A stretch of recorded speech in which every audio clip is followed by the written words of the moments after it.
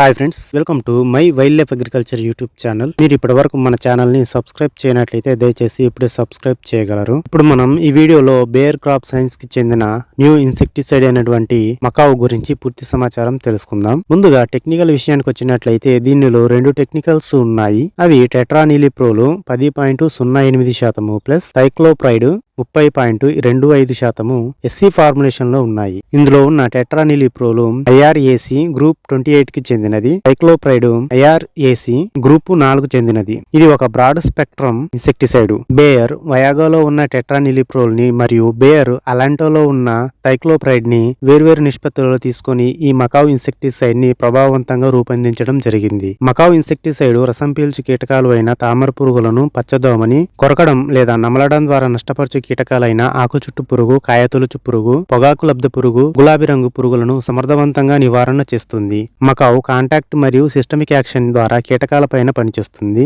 దీన్ని స్ప్రే చేసిన వెంటనే కీటకాలు ఆహారం తీసుకోవడం ఆపివేస్తాయి, అనగా స్టమక్ యాక్షన్ ద్వారా కీటకాలను నివారణ చేస్తుంది మరియు నర్వస్ సిస్టమ్ పైన పనిచేసి కీటకాలను పక్షవాతానికి గురి చేసి వాటిని నివారణ చేస్తుంది. దీనిని కంపెనీ వారు వరి పంటకు మాత్రమే సిఫారసు చేసినప్పటికీ మిరప, టమాటా, పత్తి, పొగాకు, వంగ మొదలగు పంటలపైన స్ప్రే చేయవచ్చు.